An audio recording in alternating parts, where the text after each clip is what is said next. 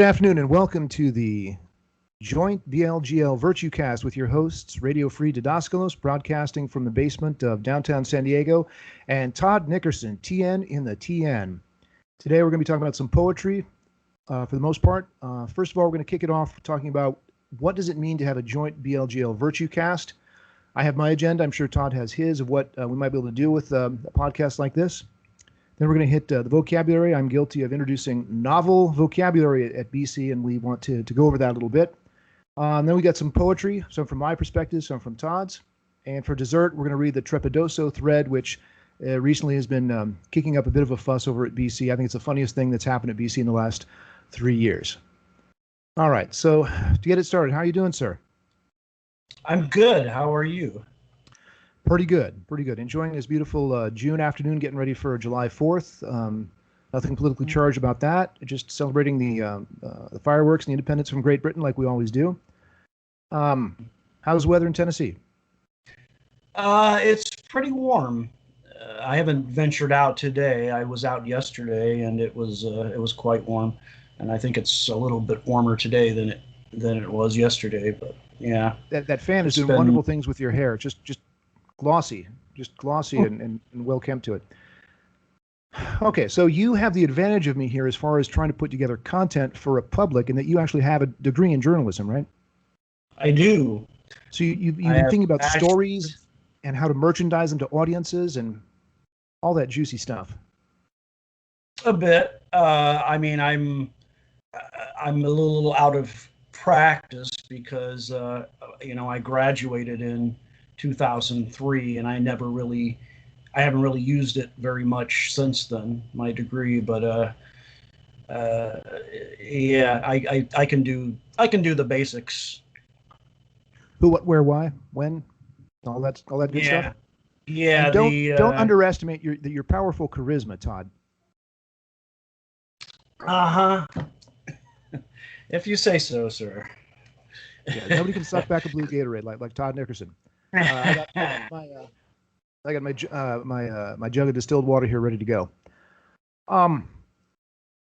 I have various journalistic ideas of what I think should happen. There's two people in particular that I think are worth a 1 hour virtue cast at some point. Dr. Cantor, Dr. James Cantor, the Toronto psychologist who specializes in this issue. I'm not finding that I can relate to the articles that he's written, the deficiency in the corpus callosum, the handedness issue. He's having fun. He's publishing articles. He's making a career for himself. I guess he's retired now, but those are not relatable things, and I think that needs to be discussed. Likewise, there was a situation with Dr. Thomas Hubbard in 2019, which I also think needs to be discussed fully. That's a very sensitive issue. I think he has some lawsuit going right now, but there's a lot of publicly available material defending him defending himself, as well as people attacking him, and that I would like to see that chewed over and publicly discussed. Are there any stories? See, because I don't have the window into your world, which is, of course, a very new world for me. Are there any stories in your world of things that are not being discussed that could be discussed or that might be of interest to your community? Actually, there's a lot of things, and I can't remember any of them offhand. I have links saved. I'll go over a few of them and pick out the juiciest bits. So if we do have a map news or whatever you want to call it session, I can bring those up. Obviously, there's some weird and interesting things going on with politics and how it intersects with our issues, and the QAnon business. I don't know if you want to touch on that or not, but it's a pretty interesting issue, I think. And if I touch on QAnon, I'm gonna end up with pizza grease on my hands, don't you think? Perhaps. No. It's just interesting to me that this, the degrees of hypocrisy that exist with this issue, and how well, I don't want to get into it here. Well, we can get into it on another day, but yeah. It's definitely happening. It doesn't even have anything to do with us. It's just something that has kind of a life of its own that has to deal with paranoia for paranoia's sake. I don't really understand it at all, but it's happening, and so of course you have to stay one step ahead of the mobs with the pitchforks. You know how that goes. Yeah. Oh yeah.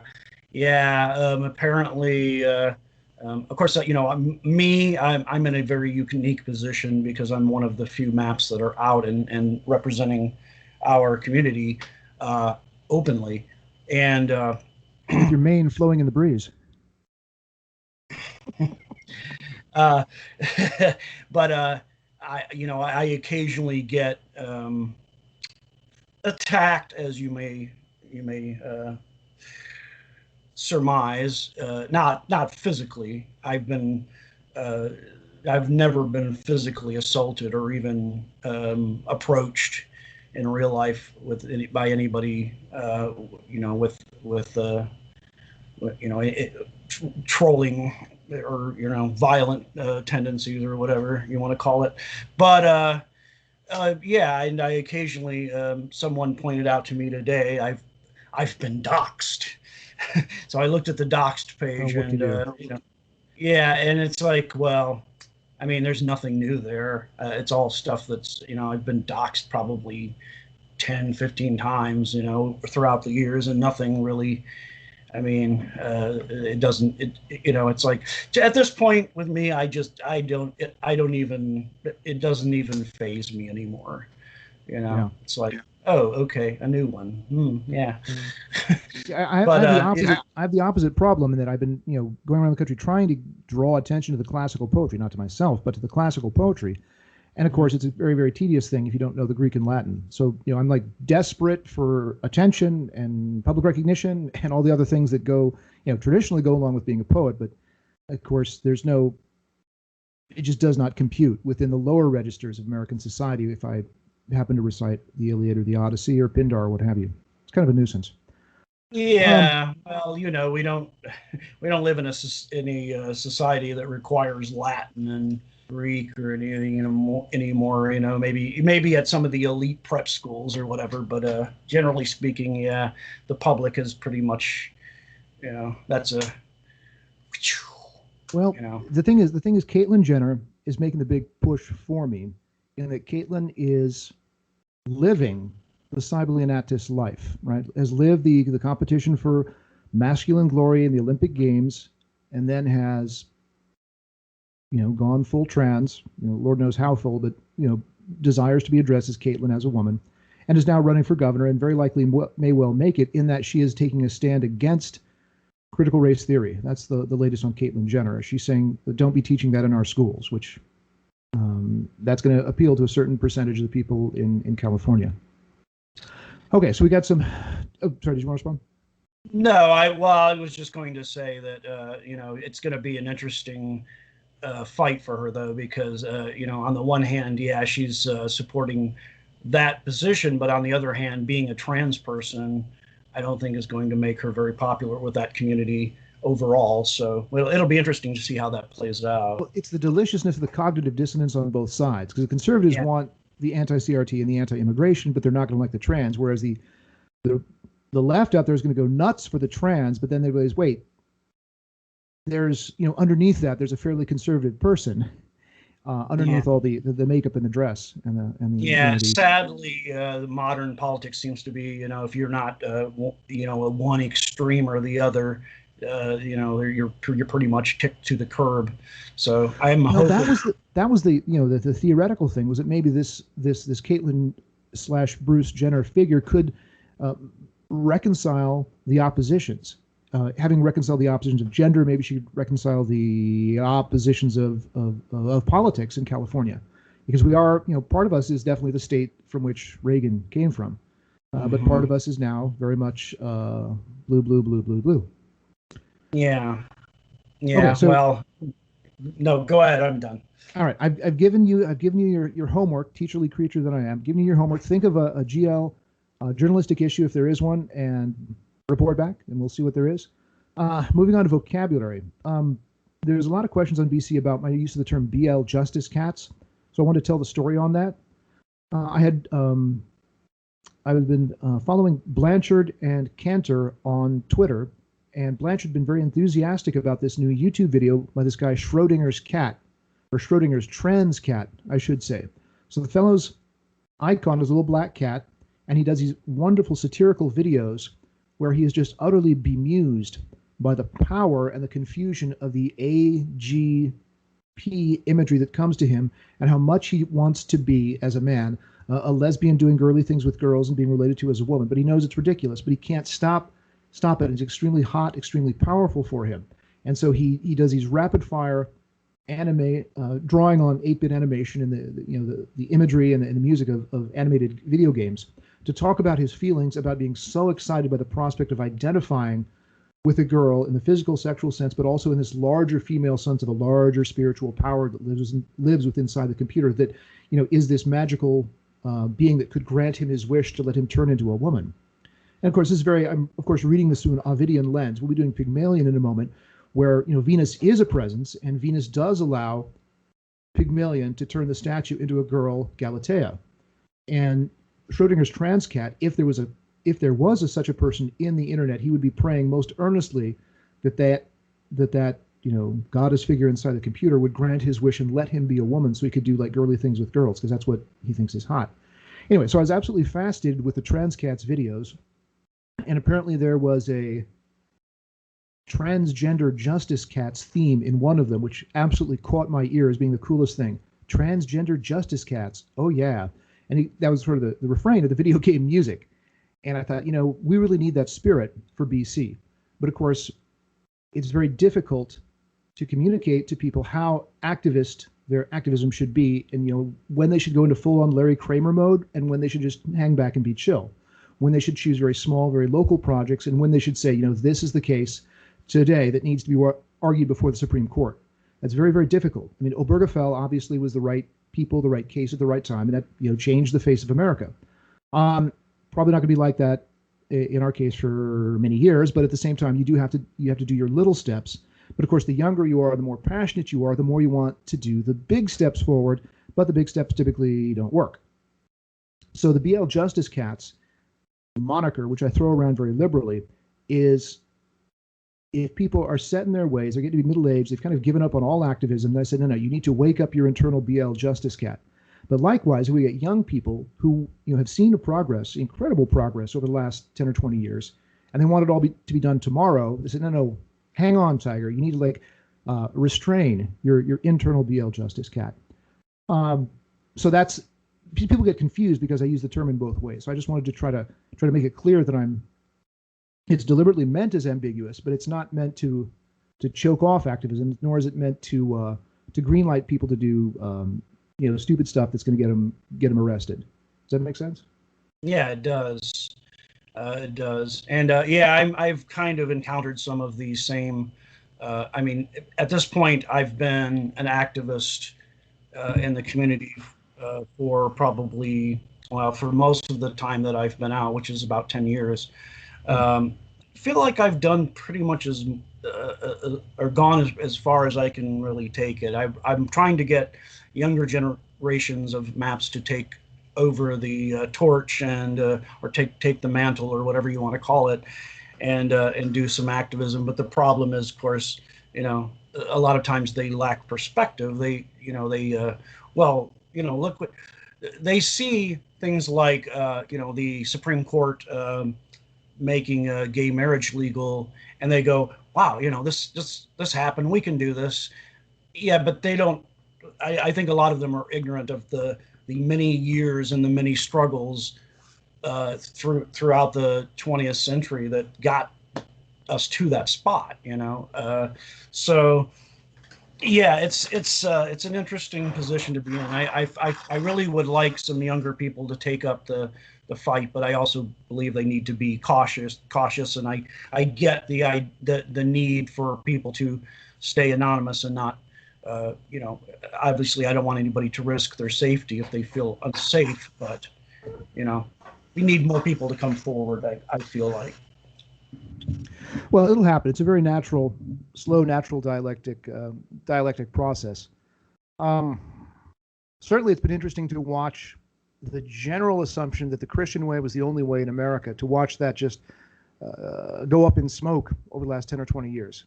I'm sure there's still a lot of old people and certainly a certain amount of young people who are still fierce about the Christian tradition, particularly the Judeo-Christian moral tradition. Mm-hmm. But the idea that in public schools everything was going to be taught according to that, that is pretty much gone. Prayer is not in schools, the Bible's not in schools. Everything is, you would have to really ask nicely for permission to mention anything specifically Christian or specifically Jewish in a public school at this point. But then, of course, the same thing applies to classics. I mean, you bring up the classics, and then everybody wants to. Well, it's open season now, so now I can share my faith tradition. I can share my faith tradition. So if you do 5 or 6 minutes of talking about the classics, then every other student feels like, oh, finally the doors have been opened. Now I get to talk about my faith tradition as well. And so that's the end of the class. After you spend 5 minutes talking about, here's Poseidon with his trident, woohoo, right? So it's a challenge. The public schools have never taken it upon themselves to pass on anybody's faith tradition. That's why they're public schools. Whereas the private schools have always been willing to say, yeah, we are a Christian school, or we are a Christian/classical school. That was my experience. I taught in a Christian/classical school where they were the Christians and I was the /classical. I was the sole representative of the classical point of view, which is kind of an interesting place to be. Okay. Okay, so BL Justice Cats, not to be taken too seriously. The other one I wanted to talk about that I just came up with this week was gender drivel. We had a young lady come on, someone, presenting the persona. I'm a young girl. I like blah, blah, blah. This is what I want to talk about. I'm like, well, okay, fine. And she posts out, well, my genitalia don't make any difference. It doesn't matter. There's no point to them. There's no significance. No. I'm like, okay, this is gender drivel. If you're a young person who doesn't know, then we can set you up with a YMCA class or a Christian class or whatever is appropriate to your faith tradition and whatever is appropriate with your parents, so you can get the real information about what people's genitals are and how they work and how to date and how to make social relationships and all that. We can teach you that.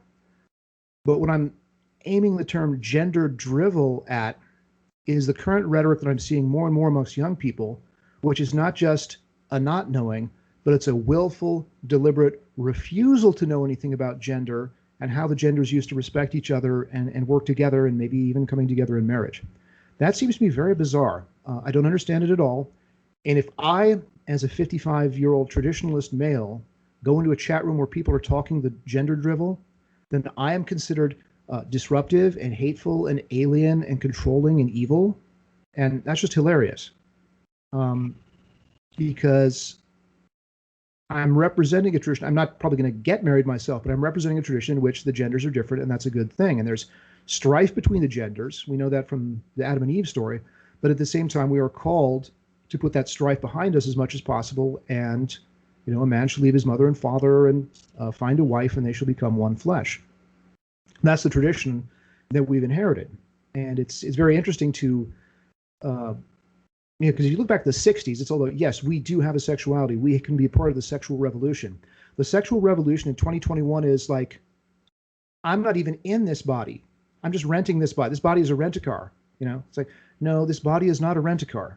You are in this body 100% for the entire day one to your last day of your earthly existence. You are in this body.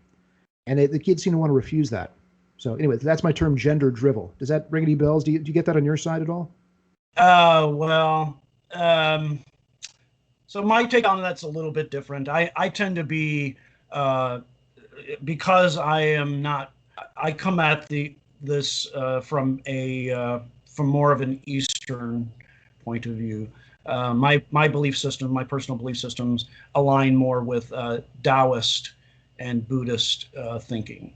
So in that sense, the Buddhist would say, we are not our bodies. We are not, we are not even our ego. Our ego, that doesn't even, this doesn't really exist. This is all illusion. And, all that matters is the pure spirit, the core. And, all of this is meaningless. So being a Taoist, I kind of feel like there's a level there of truth, but at the same time, I feel like maybe sometimes they get caught in the opposite trap. The idea that, well, I'm not this, but I'm not this either. So it's kind of like, uh, I look at it and go, well, I see a lot of young people who don't really know what they want and don't know who they are yet, you know, and that's fine. I mean, we all went through those stages, and traditions can be great, but traditions can also hold you back. So we got to kind of decide where we are in terms of what traditions are useful and which ones are actively harmful. And that's kind of my perspective on it. No, it's a very good pushback. I do, tend to yak very strongly, but it makes for good YouTube when people yak back and give their own point of view. And it encourages other people who might want to come on as hosts to realize that, I'm not just going to be like, mwah, mwah, mwah, mwah, but I do want people to fight back. Yeah, I mean, some would say that the whole charm of immature persons is that they haven't made up their mind. And so there's a certain feminine characteristics in the young men, or certain masculine characteristics in the young women, which is kind of interesting to see. When I taught at this Christian school, it was small enough that I would know the parents, because we'd all have to be part of these larger groups. And so I knew the parents pretty well. And then you could see the different personae flickering across the kid's face. Because when the boys are doing well and they're being good boys and they're being what their dads want them to be, they sound like their dads. But when things go wrong, or when they get like overexcited or over emotional, or they lose a sports game, or they do badly on a test, and the emotional side comes out, then it's the accents and the mannerisms of the mom comes out. And this was absolutely fascinating for me to see, because I could see them both. And of course, these are very traditional people up there in Oregon who had, the mom was typically a mom, and the dad was typically a dad, right? You didn't have a whole lot of the more experimental stuff that you would see outside of a conservative Christian school. So I've always seen gender is a battleground back and forth between trying to bring out more and more the young man's masculinity and trying to like fold the tabs over and push underground on the feminine stuff, which then that comes roaring back as a desire to be with a girl. I mean, that's how gender is supposed to work. Didn't work like that for me. I always had this desperate calling for male attention, but the idea that it's just going to be a complete fruit cocktail forever, and that no one's ever going to come to a place of gender formation, that is a little concerning. Do you think it's going to resolve and there's going to be a new kind of definite genders for 2020, for the 2020s, or do you think it's going to be more and more of this dissolution of, well, I just do whatever I want in the moment? Rent a uterus, pop the uterus in, have a kid, take the uterus out. Is that how it's going to go? I think you go back and look at all the youthful, the generations of youth that have come before us, and you can always see that they always struggle against, I don't know what you want to call it, the patriarchy. Well, they've got to drive the parents crazy with the long hair, right? Yeah. But the hair and the clothes, those are fairly external. Now it all has to be up. The internal body has to be what's driving the parents crazy, and that seems to me a little self-defeating. Yeah, and I also do think though that you've heard before, the history. With history, the people who win are the ones who write the history. And in the cultural sense, you can think that if you actually look back and go, oh, there's always been these people that have fought against the establishment, have been anti-establishment, have been anti this or anti that, or and a lot of times they got sidelined because they were not the mainstream viewpoint. Those people have always existed. I think there's cycles. These things go in cycles, and people. There's going to be I think what happens really is thesis, antithesis, synthesis, right? You get people. He's firing up the create, dialectic. Hang on, yeah, gentlemen, yeah, hang yeah. on, people. He's firing up the dialectic. Here he goes. Create a you know the youth create a the antithesis, right? They create the counterculture, and Yeah, they then have to, those though. things, Sure. sure, and then they eventually get kind of melded into a kind of a middle way, you know, which is I love, because you know, being a Eastern thinker, I think that's where we need to be. You know, so I just see I look at the big picture and I see these things come and go, and I know that you know, it's going to eventually even out, I think. But the thing that that's really troubling, I think, is when you start getting well, there is 1,000 actual genders, and you know, you have to know them all. You know, I mean, Oh, yeah, that's it's crazy. absurd. Well, in the American Indian tradition, there is 1 or 2% of the population just pops up and says, you know, look, I'm two spirited. I'm going to do guy stuff. I'm going to do girl stuff, and I'm two spirited, and that's cool. And everyone's like, yeah, you're two spirited. You get one of these people once in a while. What I'm seeing in America in the 2021s is everyone is now popping up and saying that they're two spirited, and that there is no gender, there is no rigid gender at all. Everyone has to be two spirited, Yeah. and that seems like a And little again, much. I don't know. yeah, I do. Again, I feel like, you know, when you have, to me, it's like a rubber band, right? You pull a rubber band, you stretch it, and you hold it there, and eventually that rubber band's going to snap if you keep putting tension on it. And when it snaps, it's going to go violently in the other direction. And this is what happens with culture.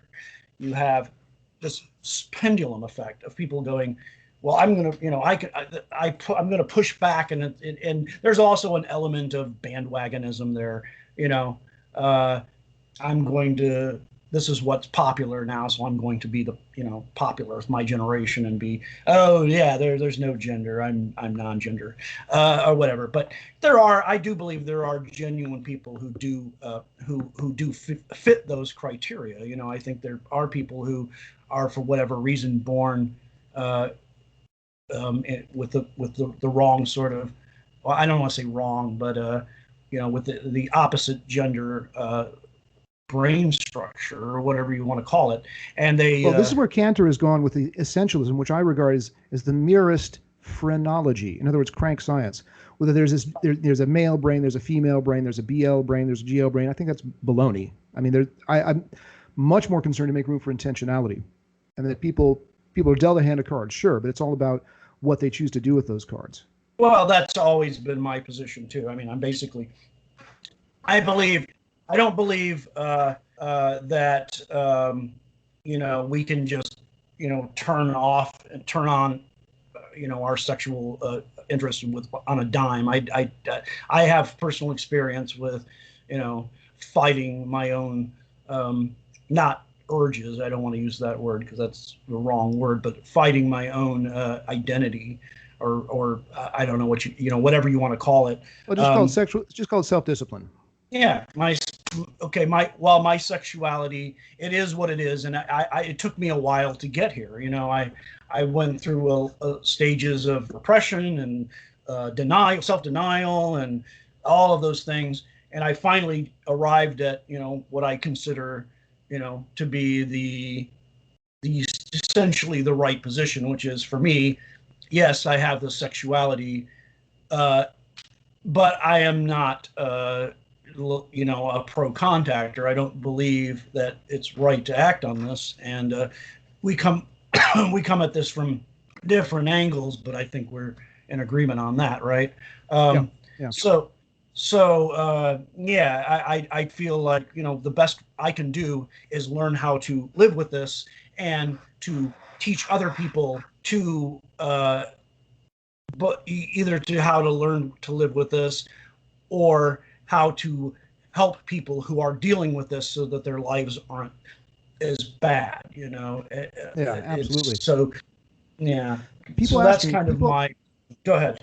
People hear that, you know, I've done 3 1-year long-term post-gay recovery groups with the Christian Church, and of course they want to know, well, why'd you have to do 3 of them? Why'd you have to do? Well, because I'm kind of emotionally retarded. I'm a smart person, but emotionally it took a long time for the, you know, the fact that the idea that I was going to have positive relationships with older men, that took a long time to sink in. And And then they want to say, well, you've done these 3 1-year stints. Have you changed at all? At all? I'm like, well, okay, I'm holding up my hand in case you can't see it. This is that part of me, which you know what I'm talking about. This is that part of me, which has not changed at all. But then this is the other parts of my personality, which have grown and developed. And then you get a sense of self-worth and a sense of self-concept. You get relationships with other people. You get a sense of self-discipline. All the other parts of one's personality that didn't have a chance to grow, those do grow, and then everything starts to come into balance, if that makes any sense. How does that compare to your experience? It does. In fact, I have a metaphor that I often use when I'm trying to explain this to people. To me, sexuality, not just sexuality, but pretty much all of the different dimensions of what goes into making a person a person. What it starts out, you have like I don't know, a clearing with some saplings in there, right? So these saplings are who we are. When we're born, we have these saplings. We're not a blank slate. I think that's a myth. But you know, these things are kind of few and far between. They're small. So the sapling imagery is beautiful because it's a particular kind of tree, but at the same time, it's extraordinarily flexible. Exactly. And what happens is, as we age, those trees, not only do they become denser and larger, their root systems become entangled, right? So the root systems become tangled. So you get to a point where I think if you were able to get to it small enough, you could probably rip out the mapling, if you will. Yeah. You could rip that out and not do any damage. But when you get to a certain age, you can't do that anymore. You risk doing damage to all of the surrounding things. So what you can do is you can help people to focus on those other trees, so to speak, right? And maybe even grow new ones, like you pointed out there. So yeah, if you don't if you say, you know, I think it's pretty common that most maps have at least some attraction to adults. There are exceptions, but in my experience, and I've been, like I said, I've been around in the community for about 10 years now. I think most people say there is at least some attraction there. So if you can water that plant, if you will, but maybe you don't want to. I mean, to me, it's neither here nor there. I did date a girl a few years ago. It was an online relationship. She was very young, but she was of age. I just want to make that clear.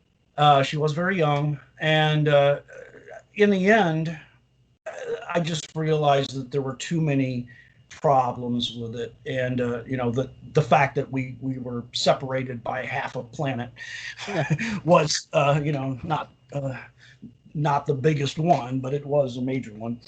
And ultimately, the thing is, every relationship you learn, there's good points, there's things you want to remember, there's things that wasn't so fun, but you learn from each relationship. Yeah, and I'm not completely closed off to the idea. I'm still, I mean, it gets harder as you get older. I'm sure you know. As you get older, your desirability factor goes down, and your girls are only interested in guys with skills, right? Yeah, you got to work on those skills. Yeah, and they want the can't rely on the sheer physical gorgeousness anymore. Yeah. Well, the thing I keep in mind is that women like men who are emotionally literate, who know what their issues are, know how to talk, know how to not talk when it's appropriate to not talk about their stuff, but when it's time to have a talk about how people feel about stuff, women appreciate being able to talk with a guy rather than some troglodyte knuckle dragging guy. I just fix houses. That's all I do. Well, okay. Yeah. So I mean, I think we do age. We think we do age like fine wine. I really think we do. So don't give up on yourself. Just and the best odds you can, and time. If a lady friend shows up, then she does. If not, you just got to be Mr. Nickerson then. That's it exactly. And if it never happens for me, I may be a little sad, but I'm not going to be. It's not going to, destroy my world. I'm not living day to day going, oh, there's got to be a girl out there. Um, but the older I get, the more I also get set in my ways. And, I've lived alone for so long now that it's almost, I don't know if I could even live with another person at this point. I'm not sure, so maybe it would work, maybe it wouldn't. But, I'm open to trying. That's the thing. So if I meet the right person and, we hit it off and we have a lot in common and, obviously she has to be good with who I am and I have to be good with who she is. And, all of those things that go into, balancing out a relationship. But anyway, enough about me. All right. So we got poetry ahead of us. We got Pygmalion. Pygmalion is crucial. We did all this poetry last week when we were just goofing around before we got the Skype up and running. What was your thoughts on Pygmalion from last week? Oh, it was lovely. I had never read this particular poem, but being a visual artist, I'm definitely familiar with the being an artist and as well as a fan of Greek mythology, Greco-Roman mythology. I knew who Pygmalion and Galatea were, and I like the imagery. It's a beautiful poem, and I would put it up there with some of the other lovely mythological themed poems that I've read. So yeah. Oh yes, Hebe the cupbearer. Oh yeah.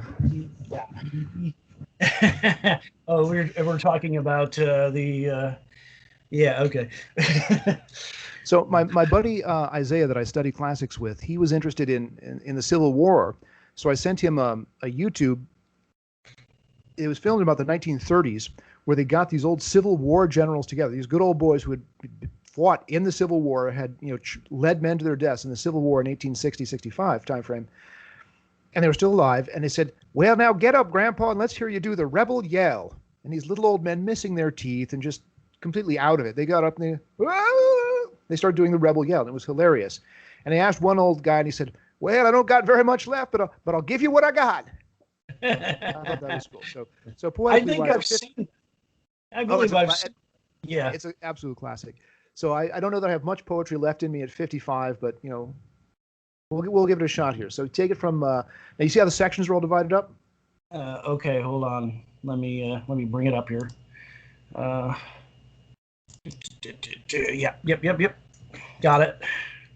Okay, so here we are in Ovid's Metamorphoses, all kind of libido flowing around, and once it gets going in one direction, because it's the Metamorphoses, you can probably bet that it's going to be going in another direction pretty soon. So here we have the transformation from a man loving a statue to a man loving a real girl. How does that happen? Well, here we go. So you take it from But the Fowl. Okay, so you want me to go first and then you're going to follow, or we're going to? Yeah, it's always better to do the English first, otherwise they have no container for the Latin. Gotcha. Okay. But the foul propoetes. There you go. But the foul propoetes dared to deny the divinity of Venus.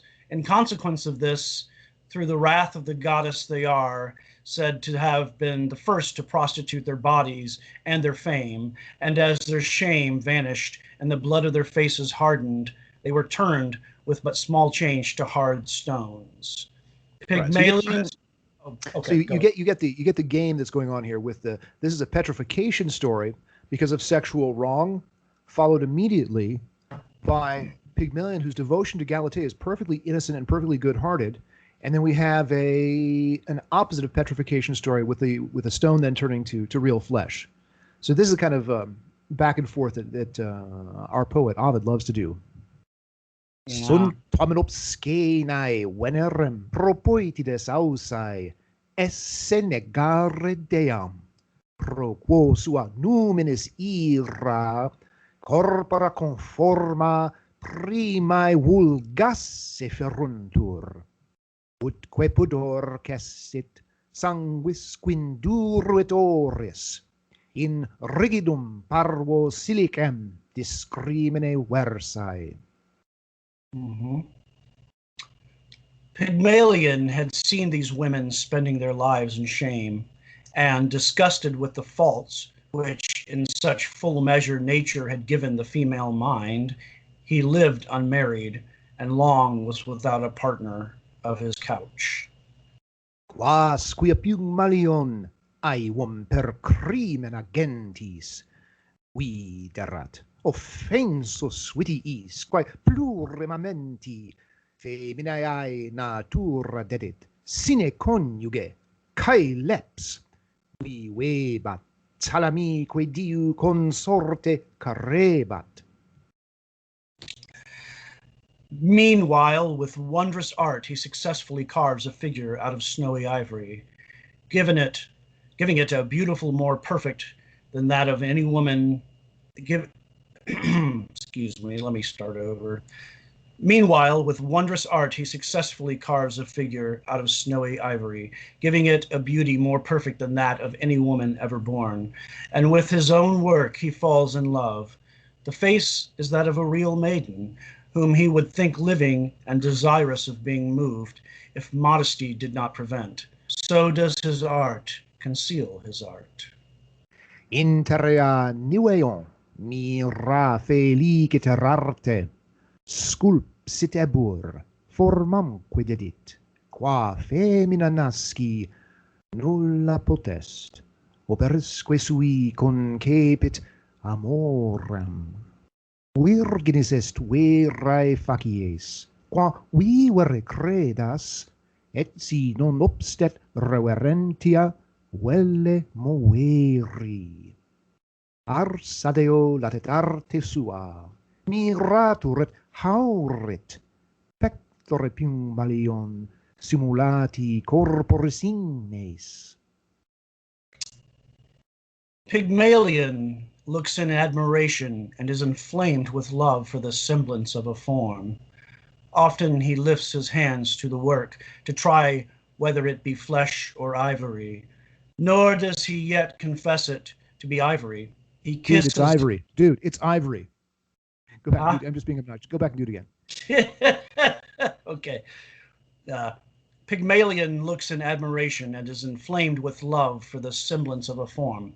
Often he lifts his hands to the work to try whether it be flesh or ivory, nor does he yet confess it to be ivory. He kisses it and thinks his kisses are returned. He speaks to it, grasps it, and seems to feel his fingers sink into the limbs when he touches them. And then he fears lest he leaves marks of bruises on them.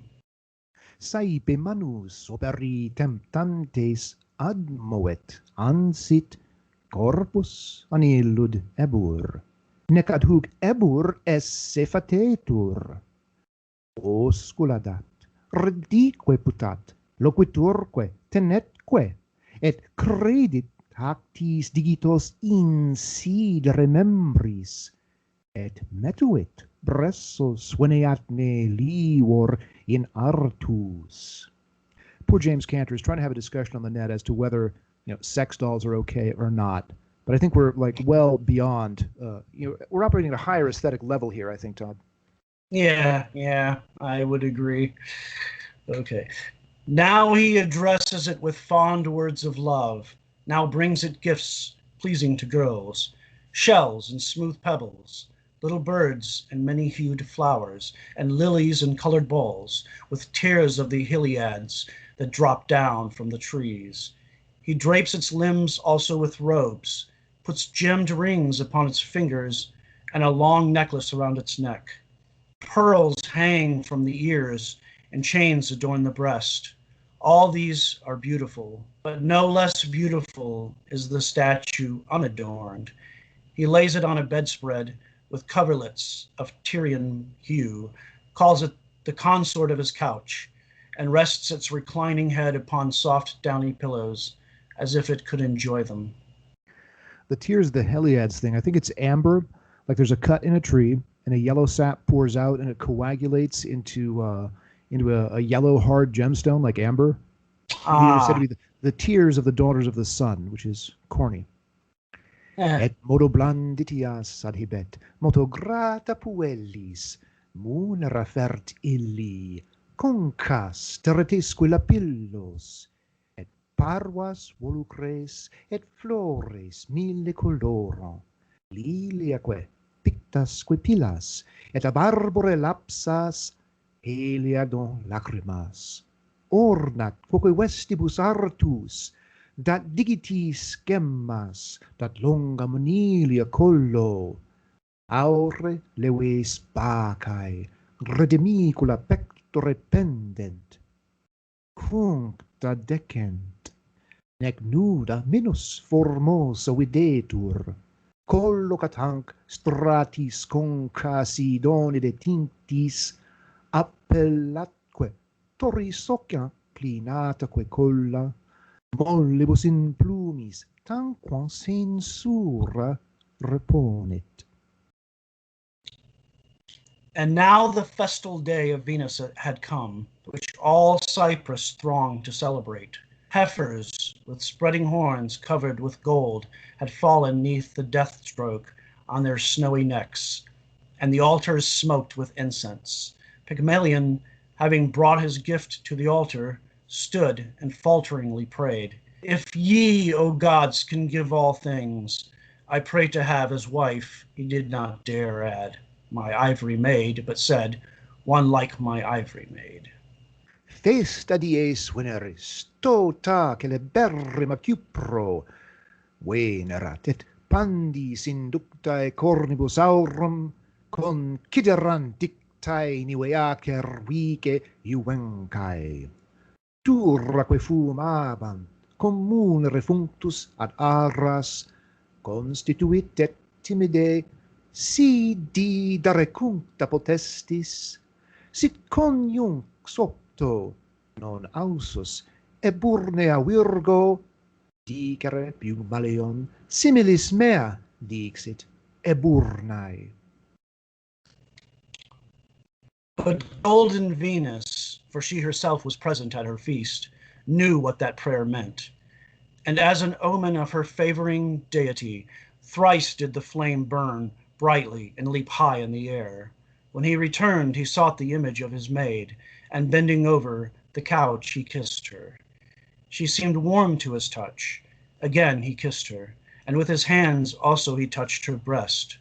The ivory grew soft to his touch, and, its hardness vanishing, gave and yielded beneath his fingers, as Hymettian wax grows soft under the sun, and, molded by the thumb, is easily shaped to many forms, and becomes usable through use itself. Sensit, ut ipsa suis aderat Venus aurea festis, vota quid illa velint, et amici numenes omen, flamma terra cinsas tapicemque pera eraduxit. Ut repit, simulacra suae petit ille puellae, incumbensque turro dedit oscula, visa te perest, ad moet os iterum, manibus quoque pectora temptat mollescitebur, positoque rigore, subsidit digitis, cedit quod humettia sole, cer remollescit, tractataque pollice multas, flectitur in facies, ipsoque fit utilis usu. The love stands amazed, rejoiced, excuse me, start over. Yeah, the lover stands amazed, rejoices still in doubt, fears he is mistaken, and tries his hopes again and yet again with his hand. Yes, it was real flesh. The veins were pulsing beneath his testing finger. Dum stupet et dubie gaudet, fallique veretur, rursus amans, rursusque manu sua vota retractat. Corpus erat, saliunt temptatae pollice venae. Then did the Paphian hero pour out copious thanks to Venus, and again, pressed with his lips, real lips at last, the maiden felt the kisses, blushed, and lifting her timid eyes up to the light, she saw the sky and her lover at the same time. The goddess graced with her presence the marriage she had made, and ere the ninth moon had brought her crescent to the full, a daughter was born to them, Paphos, from whom the island takes its name.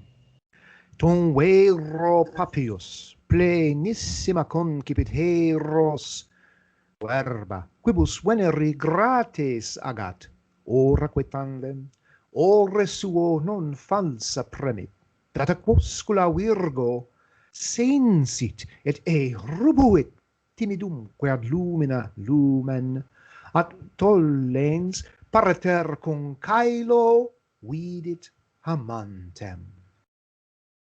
Conjugio quod fecit adest dea, iamque coactis cornibus in plenum noviens lunaribus orbem, illa papum genuit, de qua tenet insula nomen. Yea. Yeah. So what catches your eye? And we ask the Lord. We ask the Lord to bless this reading of Scripture. Now, what's the Holy Spirit directing you to see in this for the message for the day? You know. Right. Oh well. It's funny that you in some sense you think this is absurd. He's he's worshiping a statue, but then if you really think about it, you understand, this is true love. He can see the potential there that others can't see, even if it's impossible, or would be impossible if it were anything else other than, the mythological setting. But yeah, it's just the beauty of it is grand. I love it. It's very moving. Yeah, it's a good old piece of poetry. What I'm seeing a lot of is the willingness of Pygmalion to adapt himself to the little girl modes of thinking. So all these little things that a girl would like. Mm-hmm. Yeah. So let's go back over that list again, because. Yeah. Now, admittedly, it's getting a little creepy when he grasps it and he seems his fingers to sink into the limbs when he touches them, and he fears lest he leave marks or the bruises on them. Okay, that's a little creepy. But it gets better when he says, now he addresses it with fond words of love, now brings it gifts pleasing to girls, modo grata puellis, which word I assume is as, central to your sense of who you are as puer would be to mine. Originally it was puerulos, which is a little boy, but then it was puerula, which is a little female boy, in other words, a girl, but then puerula got contracted to puella. Mm-hmm. So it's a diminutive and a switch of gender both, but the root word is puer. Mm-hmm. Modo grata puellis munera fertilli. Shells and smooth pebbles, little birds and many-hued flowers. Okay, that's like stuff that a bird would be interested in. Okay? I have a male conscience, and I'm always looking for things that would catch the interest of boys, like guns and trucks and shit. But this poet, Ovid, obviously has a heart for what little girls like. Shells, smooth pebbles, little birds, many-hued flowers, lilies, colored balls, and little drops of amber that drop down from trees. Gemmed rings, long necklace, pearls, all that fancy stuff. Sometimes big girls like those things too. Certainly Meghan Markle, trying to get her tiara, or Camilla. What I call the Duke and Duchess of Battenberg Sponge is what I call them. Anyway, Harry and Meghan, Duke and Duchess of Battenberg Sponge. He drapes his limbs with rose. So it's all about these things which, for me, my aesthetic is all about the young athletes wrestling nude. But here, the aesthetic is very much about the decor, the decorations, the clothes, and everything all fancy and nice. It's very strange to me, but of course, it's very, very beautiful in its own way. Pearls hang from the ears and chains adorn the breast. All these are beautiful. But now, again, we're back in a creepy mode, because immediately he's done all the dressing up. Then he strips it down naked again, because he sculpted it naked and they dressed it up, and now he strips it down naked again. All these are beautiful, but no less beautiful is the statue unadorned. Right. Decent. So cuncta decent literally means everything is decent, everything looks good. Nec nuda minus, but nude, she is no less beautiful. Nec nuda minus formosa. Now a forma, of course, is a form. Girls have a certain form to them, have a certain figure eight shape to them. Formosa is someone who has a form. Formosa, hence beautiful. Et Uh-huh. nuda minus formosa videtur. Mm-hmm. So he picks up Yeah. this statue bodily and then lays it horizontally on a couch. Now, how awkward and stupid is that going to look? Right? Because you got her up on a pillow. She's like lying diagonally with her head up on a pillow. Mhm. Still Yeah. doing the same pose when she was standing up. Right. So you got to see The the humor in statue it. in the mind to get the ridiculousness of it. Right. Yeah, yeah. And it's funny because as you were describing that, what I was thinking of, like almost in a modern context of somebody dressing up a mannequin, like a store mannequin, Oh undressing the yeah. mannequin, upping the mannequin. I can almost see like a modern day telling of the story where somebody who works in a store and he dresses these mannequins and he falls in love with a particular mannequin and I saw that episode of the start yeah, of the Twilight Twilight Zone. Zone. Yeah, totally. Yeah. So The one yeah. the video that I'm been obsessed with for the last 6 months is called The Rich Man's Frug. This is a 1960s video done by Bob Fosse from Sweet Charity, and it's all this extremely stylized dancing where the boys and the girls in the dance troupe are doing the attitudes of 1960s models, and they're making a dance out of it. And it's very, very bodily distorted, and of course, the word on the street is, Fosse makes you hurt. These are very unnatural poses and positions that the mannequins would do back in those days. Anyway, I'll send you the link to that. It's called The Rich Man's Frug from Sweet Charity. It's a famous Bob Fosse number where like the necks are bobbing in and out, and it's weird. Okay, so that's Pygmalion in all of its glory. You're not, I hope, moved to commit acts of agalmatophilia. I hope misconducting yourself with a statue in a museum, or just want to check in with you from time to time there, big guy. All right. So we're doing the poetry in a civilized way. The agalmatophilia is kind of amusing because in the Bronze Age Pervert, which is this book that's much discussed, he talks about a pre-Christian point of view. This guy who's you ever heard about him at all? Bronze Age Pervert. What's his He has name? a book. No one knows his name. It's an internet phenomenon. It comes out of frog Twitter is all I know. Anyway, it's called. He's got a book, Bronze Age Mindset, and he tells a rather bizarre story of going to a museum in Europe and seeing a statue of Kulros and saying, I have always loved the statue of Kulroy. I spent 3 hours in this museum staring at this Kulroy and ejaculated in my pants with no untoward thoughts. All right, this is Bronze Age Pervert who's articulating this. And of course, that's like a tip off. No, he's one of ours. He's one of ours. I don't know that that's necessarily what he is saying. I think he is talking about a cultural ideal that is no longer represented in the culture that is on offer. The Kuros represents an idea of untrammeled masculinity to which he was responding. But that is a deeper spiritual issue than merely the sexual. So there is a thing called agalmatophilia, which is actually responding physically to the statue, which is, again, like all of the paraphilias, is deeply wrong and uncomfortable. That's why I like to say that there is one sexual orientation, everything else is sexual disorientation. That's one of my little coinings. That's good. Pure meanness on my part. Okay, so we did one of mine. Now we get to do one of yours. Give us To a Child of Quality, 5 years old. Oh yes. Okay. So this point. Let's see. Let me get the text up. So this is a poem written in 1704, or well, it's in the name. So the poem is called "To a Child of Quality, 5 years old, 1704." The author then 40, which immediately tips you off that this is going to be satirical in nature, or at least I hope it does.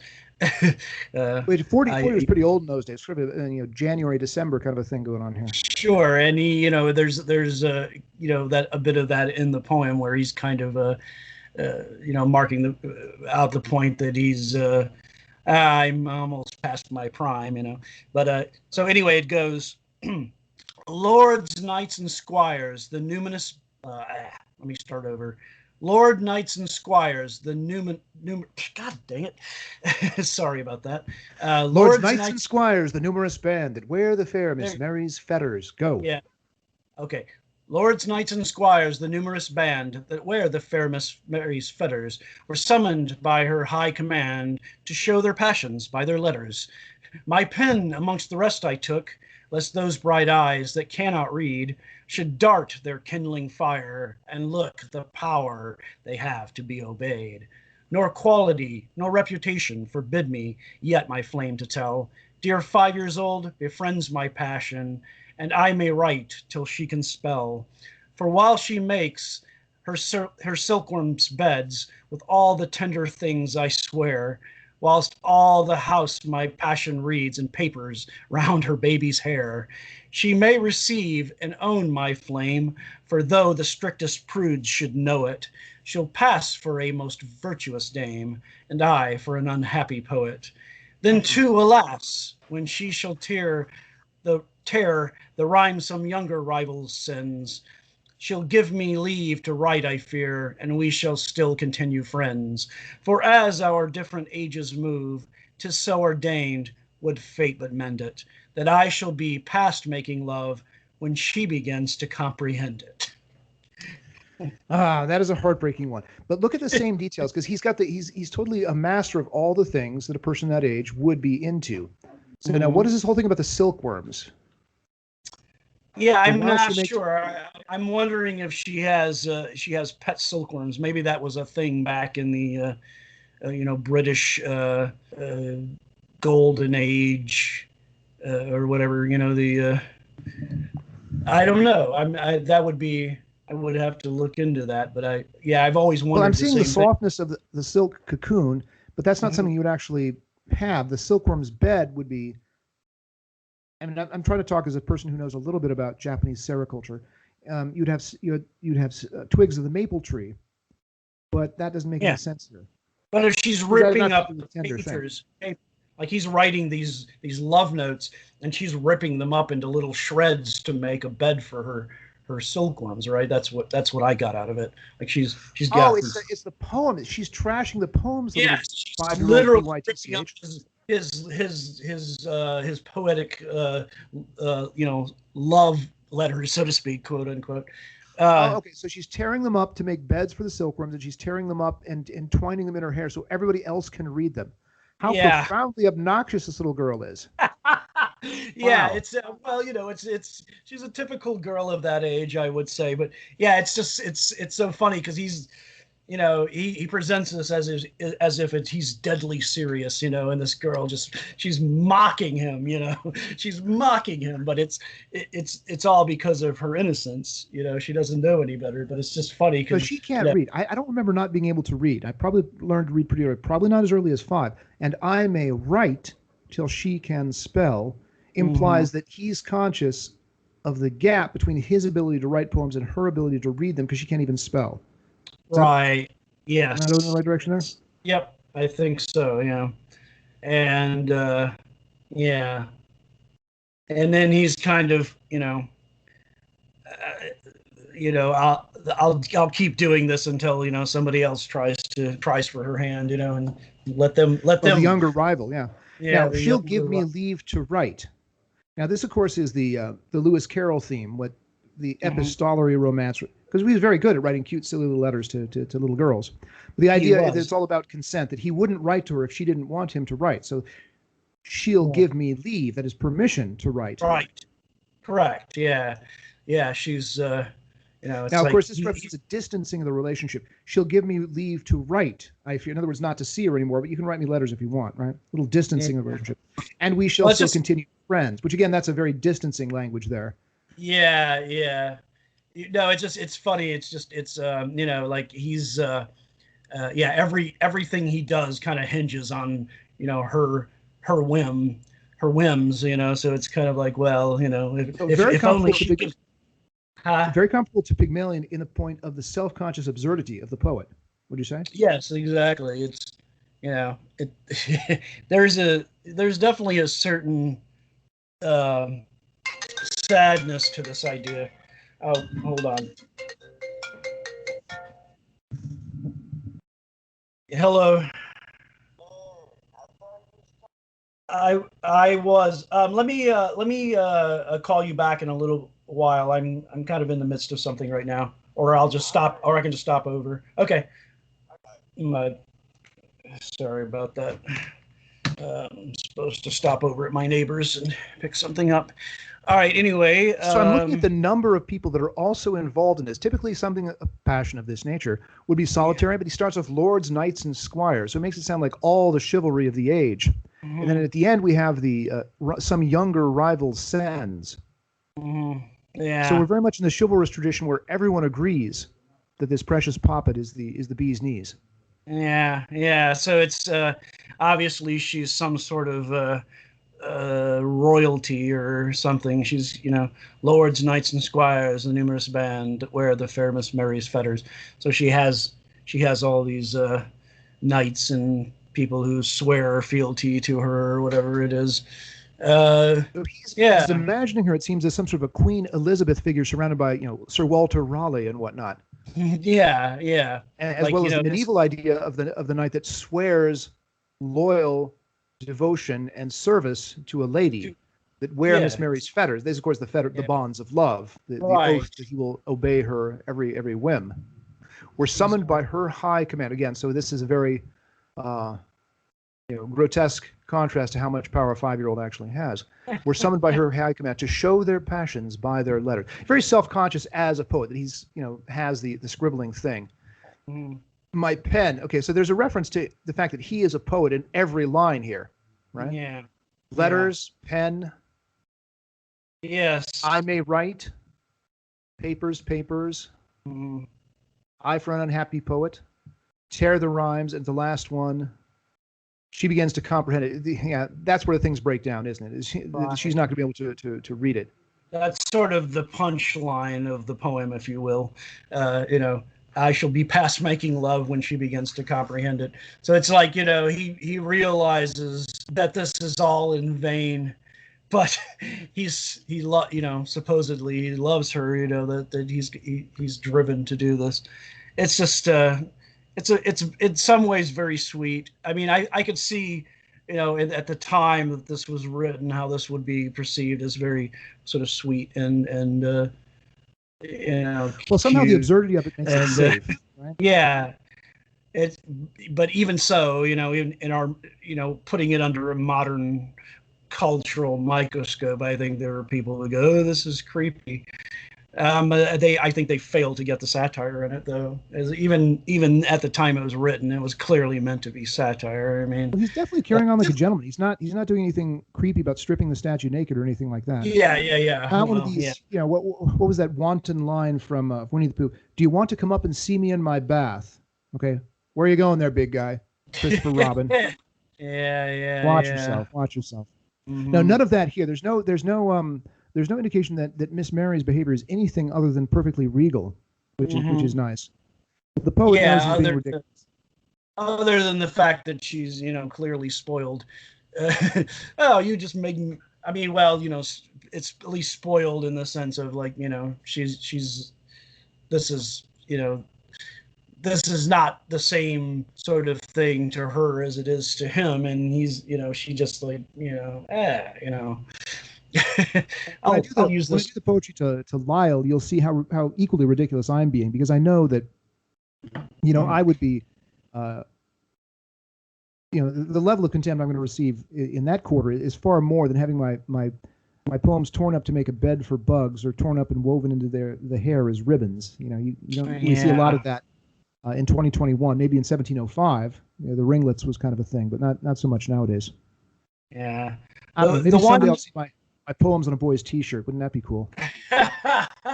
Skateboarding. Yeah. No, but but to kind of sum this up, the stanza that really, or is it? Yeah, as it stanzas of 4 lines, right? Yeah. The one that catches my attention that kind of confuses me a little bit is, "She may receive and own my flame, for though the strictest prude should know it, she'll pass for a most virtuous dame, and I for an unhappy poet." I mean, I think, that one's a little bit ambiguous. Well, the pass is good because they, by having relegated themselves, limited themselves to these socially acceptable roles, virtuous dame, no one can say anything bad about a virtuous dame, right? Likewise, an unhappy poet, well, he scribbles poems, not going to hurt anybody, just sit there and scribbles his poems all day long and not going to really make any trouble. So these are it's a self-selection into socially acceptable categories of behavior is how it strikes me. Yeah, I got you. Okay, yeah, that makes sense because though the strictest prude should know it, he's basically saying, yeah, this is all very innocent, and we're nothing's untoward is going on here. Well, how much trouble would you have gotten into? Because I'd like to compare this to some of his other poems. How much trouble would you have gotten into by making mad love to, say, someone who was 17 or 18 and fit for a marriage to a fit royal bridegroom? I mean, that would be very problematic. I mean, people still cared about their kings in those days. Yeah, it's I don't know what's the poem by William Blake that starts out, children of a future age, reading this indignant page, know that in a former time, love's sweet love was thought a crime. I like that because wow.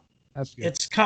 It's kind of ambiguous about what is the crime there, what is this, who is he, who is this for, who is he talking, children of a future age reading this indignant page. He's talking to people in the future, to kids, reading this poem maybe in school or something.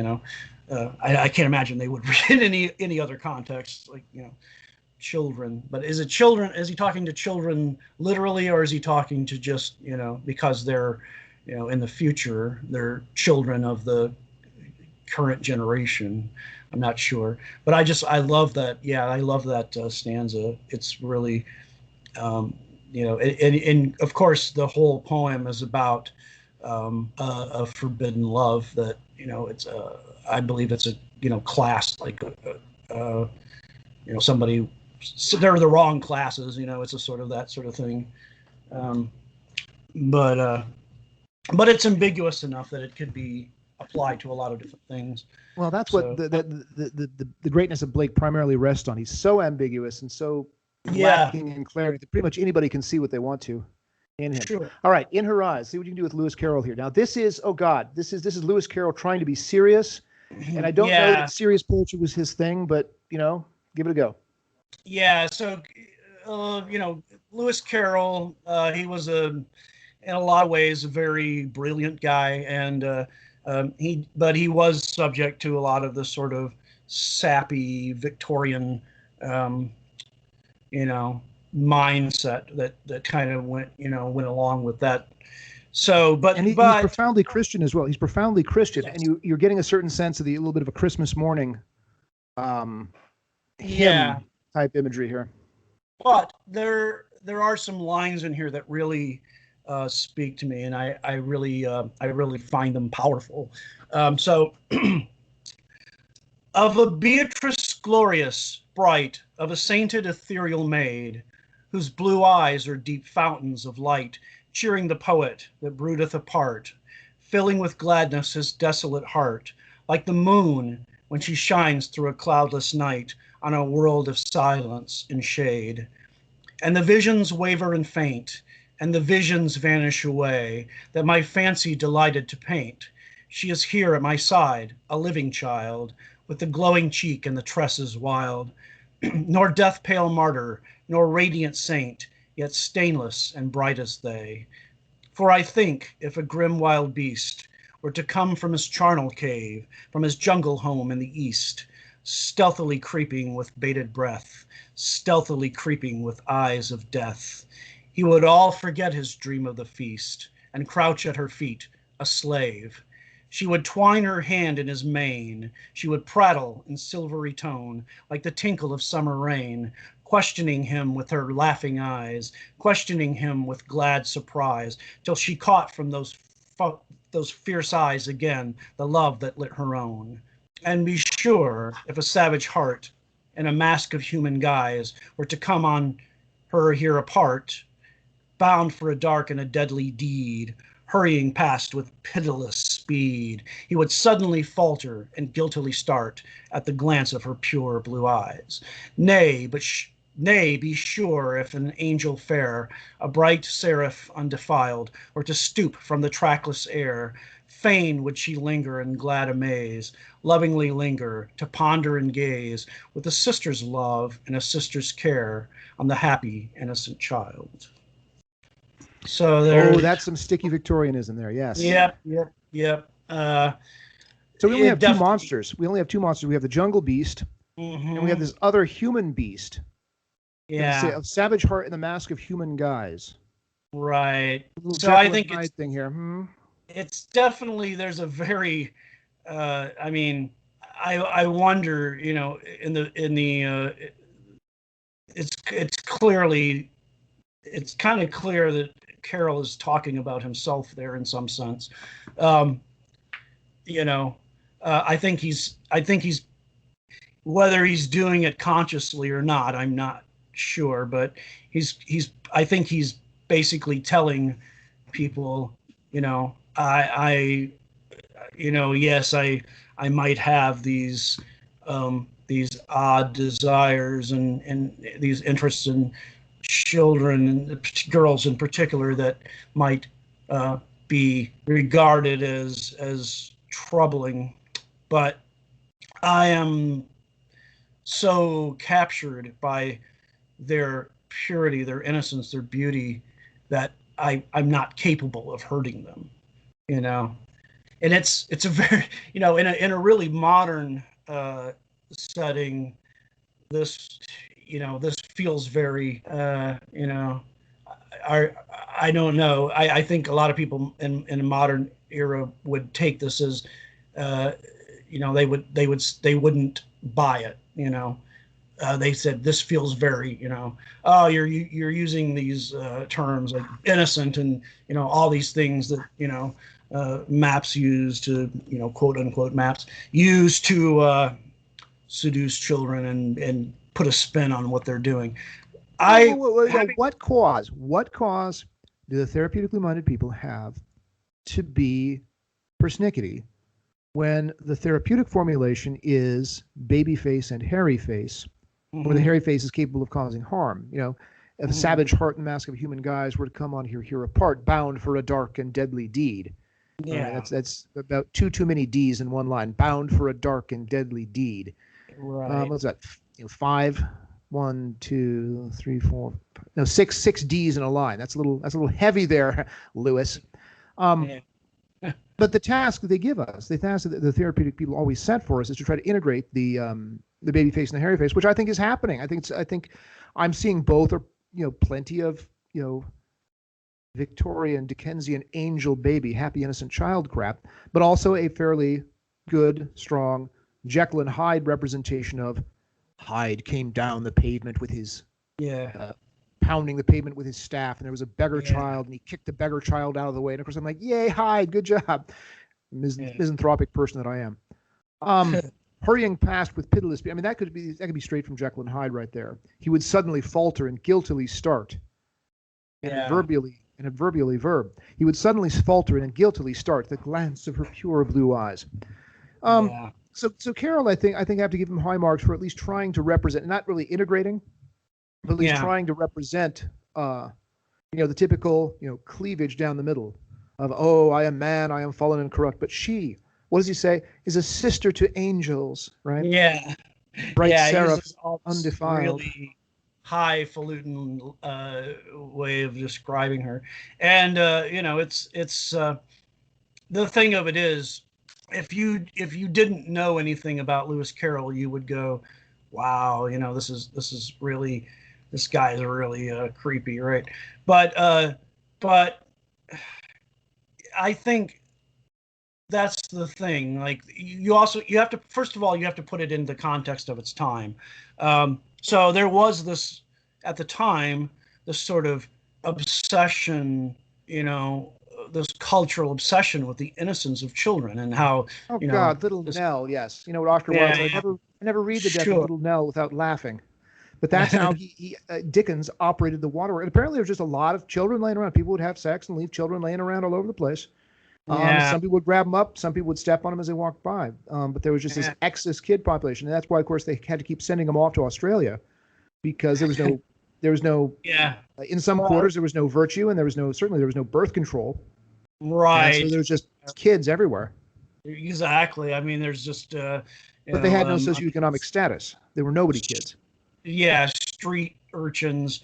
But you can go back a little further, for example, and think of the child that's run down in the beginning of A Tale of Two Cities, right? Like that was a scene that started the revolution, or at least in the book. Oh, the aristocrats riding by in the carriage and they smack this little kid. Yes. Yeah, run down the kid, and it's a poor kid, it's like, it's nothing. Well, It's proletariat produces proles, which is offspring. That's all they do is they crank out more kids, which is our responsibility, say the upper class, to feed and house them and provide occupations for them. We're coming up on an hour and a half, so we got to keep moving here. Love Lewis Carroll as much as I do. We're going to keep the Lewis Carroll theme going. We're going to keep the absurdity of the lustful poet going in my own didascaloid persona here. I tried to cue people as much as possible to let them know that I was being stupid and satirical. A lot of people didn't get it. I had to say it in so many words. This has nothing to do with the actual poster using that 4-letter LIL thing. That has nothing to do with him. This is just me being stupid. And, for all I'm worth here, because I'm a poet and I do stupid things. So I tried to cue them by saying, Poetry Flash submission. Tor House is seeking submissions for the Robertson Jeffers Tor House 2021 Prize for Poetry. So the idea of submitting a particular kind of poetry to a particular magazine by a particular deadline in order to get a particular little prize, except you probably won't get the prize. All of that is just like stick a finger down my throat and puke me hard, because that's not my relationship to the world of poetry at all. I do it for free. I do it for people who share the same sensibilities that I do and can get a laugh out of it. There's no publication. There's no reputation. There's no money. There's certainly no Robertson Jeffers, a poet about which I know nothing except that he also lives on the coast of California like I do. Probably never will know anything about Robertson Jeffers. But I set myself the poetic task of cranking out 3 sonnets in an hour, which I did in 53 minutes. So I felt pretty smug about myself in May, 5/11. And here we go. A cycle of 3 smeary sonnets, the hunting of the Lyle. The boys on the net are witty and bright. On the internet, no one knows you're a dog. The other sad pedos aren't much of a fight. Look, this boy is out on his personal blog. So young, so dumb, so full of esprit. Was I that callow when I was 15? He's into boys of 8, 6, and 3? Owning his boy love while not but a teen. I sought him with thimbles, I sought him with care. I sought him with forks and hope. I threatened his life with a railway share. I charmed him with smiles and soap. Mouthy, autistic, world-changing style. Reader, my gingerbread boy's name is Lyle. 2. To him were Victorians, hopelessly stale, hectored by activists, dowdy and fat, to clean up his page and to stay out of jail. I called him a BL Justice cat. I set him a challenge to see if he's dumb. Has poetry graced him with etiquette? He rose to the challenge. His genius in sum came up with 9 rhymes for tourniquet. Now, this was not Lyle. This was a different boy, but it doesn't really matter. I'm just trying to rhyme. Fierce, independent, a bit of an autist, and quite strong with his young sense of self. Is this wild animal one to be taught? Is he a book for my bookshelf? Reader, his name rhymes with crocodile, bait for the hungry pedophile. Number 3. I'm pushy, I'm boring. He isn't a kid. You can't make me believe in Santa Claus. The horny old poet is kind of a dwid, Polonius sawing with his old saws. I'm making my fellow peds turn red with shame, viciously saying, quit flirting with him. Well, why did he come here if not for the game? Tiny Scrooge and massive Tim. His mind is as flat as the 21st sea. Why couldn't the Stonewallers finish the job? He's entitled to sex with all ages, you see. Why should he have to engage with the mob? Like you and I are going to have to do for reciting this poem. Pursuing a net boy is doomed to fail, but reader, he gave me his email. Done 3:13 elapsed time 53 minutes. Okay, so that's just bullshit. I mean, I'm making as much fun of myself as I possibly can there, and I hope that people would get that. Yeah. But what do you see in that, if anything? No, I mean, it's just amusing. Having been in, those that's in that culture or whatever, that subculture, I guess you would say, and as long as I have, you start seeing those sorts of, I don't know what the term is, stereotypes, behaviors. We use that a lot in educational. It's circles. there's there's always there's always the young teen who comes onto our boards thinking they're going to revolutionize our you know get us all out. I don't know how to sum it up, but anyway, so I kind of see that. Well, it's a GL Justice guy is what it is. I mean, this is what Lila's literally done.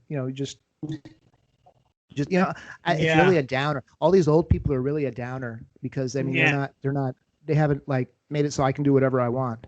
Right. Like, you're in fucking daycare. Shut up. Yeah. Not that I don't love the young people with their energy, but it's like you have no history. That's why I say his mind is as flat as the 21st century. It's like, do you even remember like any dates that begin with 19? Right. Dude, that was like history. Yeah. Okay, like Stonewall, whatever. Okay, fine. Yeah. So I will forego my poem for this time because I think we're pretty close to the end of the thing. But all right, I got 2 pages of Britten. Can you take 2 pages of Britten? Sure. Go ahead. All right. So this was just came over the transom. It totally caught Sick Rose by surprise, and he thought it was real because he is a passionate Benjamin Britten guy. But this is just someone spoofing on the typical Benjamin Britten operas. So this fellow Trepidoso that I don't otherwise know says, "Attention, Britten aficionados." Now that's a huge pun. It should be aficionados, but it's just aficionados. Aficionados, yeah, I got it. It's amazing what one can come across while mindlessly surfing the net. I found this strange post almost hidden away amongst various other ramblings on a minor British musical blog, and as I know there are some Britten fans here, I thought to copy and paste it in case some of you might be interested. It's a few months old and seems to be a bit of a mouthful to me, but maybe it'll make more sense to the opera connoisseurs among you. Now, this is the summary of this opera that he says that he found. It's just complete leg pull. Breaking news. For those who may have somehow missed it, there has been a truly extraordinary new discovery of a comprehensive sketch material dating from 1974 relating to an uncompleted Mivanwi Piper libretto for a planned final opera in 4 acts by Benjamin Britten, provisionally entitled Jeremy Joplin, a cod opera. This would have been his 17th opera, and it was to be scored for the dual forces of a 17-piece Western chamber orchestra alongside a similarly sized native Balinese gamelan ensemble. Unfortunately, the project was abandoned in its infancy, partly because of the composer's ill health, but also, as indicated by associated correspondence included in the find, due to the fact that London's Sadler's Wells Theatre had balked at the cost of importing the gamelan orchestra from Indonesia along with their instruments. At a time of considerable national economic instability in Great Britain. I grew up in London, so the idea of 1974 being a time of economic instability definitely hits home. Additionally, there had allegedly been some talk of Britain having developed a close, very special, and possibly somewhat inappropriate relationship with a young boy, NXXXX, who at 14 years old was the youngest member of the Balinese troupe. Whilst, that's a laugh right there, whilst this may have threatened to compromise the production to some degree, it does not detract from the enormity of the recent discovery. The plot, as with many operas, is relatively convoluted, but referring as it does to such momentous subject matter as racism, pedophilia, and transgenderism, it resonates with a striking and almost uncanny relevance to contemporary society. A synopsis of the opera was given as follows. Cast: The Master, tenor, Jeremy Joplin, treble, a schoolboy. Mr. and Mrs. Joplin, bass, soprano, his parents. Gregory and Faye, soprano/tenor. Like Gregory is a soprano and Faye is the tenor. Transgender school teachers. That's a musical joke. The villagers/the mob chorus. Act 1, the beachfront at Thorpe Ness. I actually had Dutch relatives that lived at Thorpe Bay, so I'm already laughing. Act 1, the beachfront at Thorpe Ness. As the sun rises in the east, the schoolboy Jeremy, recently dismissed from school, walks along the deserted beach. Aria, excluded, rejected, unhappy, and all alone. In the distance he sees the Master, a Thorpe Ness-based haddock poacher of Balinese extraction, engrossed in the performance of a complex martial arts ritual. Jeremy wonders, what is that Master doing? What it is that the Master is doing. Aria, doing, doing. What is it that the man is doing, doing? Jeremy looks on as the Master completes his morning routine to the mellifluous accompaniment of the gamelan troupe playing in the soft Kemanak style. So it's little details like this that got Sick Rose thinking that it was real. Jeremy approaches the Master, now at rest, who explains that this is Pencak Silat, a Balinese martial art. Aria, Pencak Silat, the quiet beating heart of Bali. He instructs Jeremy in some basic movements. Aria, you are a most beautiful boy, and supple too.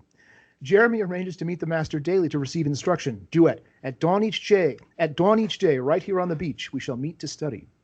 The villagers arrive at the beachfront in boisterous mood to celebrate the famed dexterity of Thorpeness native residents at a festival held annually to pick a local representative to compete for the title of All Suffolk Coastal Region Fastest Fish Gutter. Chorus. Old Bill has fish fingers and young Bill has fish fingers. Act 2. The Joplin's house. Mr. and Mrs. Joplin listen to Jeremy's breathless account of meeting the master. Aria. You should have seen him. He is already my hero. And they congratulate their son on his good fortune in finding a worthy mentor in the locality. Duet. We knew him for his haddock, which was indeed tasty, but it appears he has hidden depths. Oh, hidden depths. Jeremy leaves to practice his rudimentary penchak silat exercise. Gregory and Faye, the transgender school teachers, arrive. Duet. Does a woman really need a womb if her man already has one? Mr. and Mrs. Joplin, eventually managing to quieten the pair, apprise them of this new development regarding their ex-student Jeremy. Quartet. He has found a master. He is saved. Meanwhile, we're almost done. Meanwhile, something is afoot in the village where sordid rumors about the master are beginning to circulate among the villagers. Chorus. Scandal and scurrility, the checkered chinks of chastened cherubs. At which point, I mean, you have to die. You have to die. Oh. The checkered chinks of chastened cherubs. I'm like, come on, Sick Rose. Act 3, the beachfront. As dawn breaks, Jeremy and the master practice together on Thorpeness Beach. Duet. I was/we were lost until I/we found you/each other. Can you imagine singing that? The mob arrives screaming obscenities at the master. Chorus. Invert, pervert, leave the boy go. Jeremy's parents arrive together with Gregory and Faye, the transgender school teachers. Quartet. He is no master. He is a devil. He is not to be trusted with children. The mob seizes the master as Mrs. Joplin further berates him. Aria, how could you deceive us so? The master denies deception of any kind and in turn casts Mrs. Joplin as a stupid and foolish woman. Aria, you are a most stupid and foolish woman. The tension rises as the contrasting orchestral forces escalate to a thrilling climax, at which point the mob, growing increasingly violent, blind the master in one eye. Act 4, the Joplin's house. Mr. and Mrs. Joplin sit with Jeremy, awaiting the master's return from Thorpeness Hospital. Duet. Serene and gently, now protected, strong and brave, a survivor of abuse. The mob arrives, along with Gregory and Faye, jostling at their head the master, who, though bandaged and wearing an eye patch, still manages to retain an elusive dignity of bearing. Jeering, they thrust him to the fore. Chorus. Reduced, reviled, he is now naught, but an irate pirate. You've had pirate jokes once or twice in your life, Todd? Chorus. Reduced, yes, reviled, he is... Jeremy rushes to the master's aid, but is restrained by Gregory and Faye, who burst forth with an anguished and unexpected plea to adopt the boy. Duet. While sadly barren are we, our purpose must turn toward providing for this child the grounding and security he surely craves. We're almost done. The paranoid neighbor is starting to complain. Jeremy escapes from their clutches and runs to his father's embrace. Mrs. Joplin, ignoring Jeremy, her husband, and the crazed pedagogues, tells the master that though she can neither fathom nor forgive the utter depths of his depravities, she would still care for him to instruct Jeremy, given that their son's response to Penchak Silat had until now been so positive. Aria, though thou art yet a fiend, thou shouldst teach him still. The master, incredulous at her effrontery and bad taste, bemoans the unreality of his expectations. Aria, unhinged and hysterical she, I am with haste away. He makes to depart. Jeremy breaks from his father's side and implores the master to take him along, wherever he plans to go. Aria, lost, I will not be lost again. Don't leave me in this madhouse. Please take me with you wheresoe'er you might go. As the Gamelin Orchestra begins symbolically to drown its western counterpart, Jeremy and the master part the astonished mob and exit to find passage east. Mrs. Joplin is left center stage with the realization that all is changed. Aria, Jeremy has gone. We are bereft. What have we done between us? She grabs a fish filleting knife and stabs herself. Oh, God. So this is complete. Yeah. If you've done any Benjamin Britten, you're like, oh my God, this is just hilarious because all of his themes done up and now. Yeah. done up in and rendered silly. And if you've been through these kind of dramas before, which some of us have, it makes a lot of sense. All right, so the paranoid neighbor is starting to fuss and scratch at the door like the wounded animal that he is. Thank you so much for this excellent afternoon of craziness and poetry and the discussion of virtue. And I know there's like 7 or 8 people that have been won Todd to the cause of virtue by this podcast alone. So we've done our part. We've done our part for this week. The world is a better place. Any final thoughts? No, I think you said it all. I think we've said it. Tune in at same bat time, same bat channel next week when we'll resume the Joint Bagel Virtue Cast with Radio Free Didascalos and TN in the TN signing off. Until next week. Good night, Todd. Night. All right, now I got to figure out how to save it. Wait. End call. There we go. Save that? I pushed the little red button and you go away. It's not I don't know. Okay. Nope. So are you wanting to hang up the? I'm pushing the red button, which is supposed to hang up, but the And type has now gone into circle mode. Pablo, we're done recording. Settle yourself. Oh, Pablo.